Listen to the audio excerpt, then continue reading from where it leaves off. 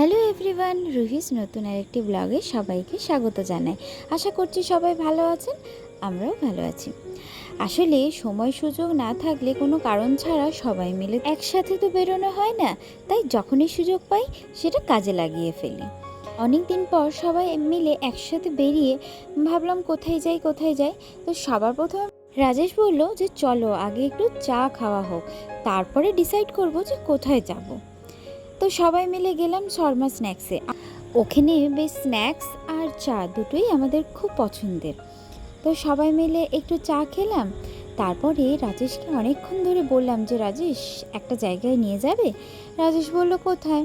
তো আমাদের নিউ টাউনে না সোনাঝুরির হাট বসে স্যাটারডে সানডে। তো ভাবলাম আজকে একবার গিয়ে দেখি যে বসেছে কি না।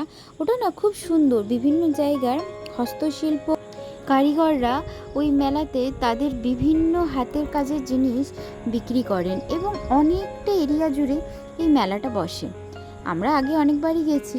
দেখুন রাজেশ কীরকম চা খাচ্ছে, এর আগে কিন্তু স্ন্যাক্সও খেয়ে নিয়েছে। যাই হোক, চাটা খেয়ে আমরা ওখান থেকে বেরিয়ে গেলাম। তো হস্তশিল্প মেলার ওখানে গিয়ে দেখি, ও বাবা, সেখানে তো অনেক বড় একটা মেলা বসেছে। আমি বললাম তাহলে চলো তো রাজেশ ওই মেলাটাতেই গিয়ে দেখি। আমরা যখন ওই মেলাটায় গেলাম তখন গিয়ে ইনকোয়ারি করে জানতে পারলাম যে ওটা হচ্ছে বর্ষাবরণ মেলা, আর ওটা থাকবে একদম মহালয়ার দিন অবধি। কিন্তু মেলাটা জানেন এখনও পুরোপুরি বসেনি।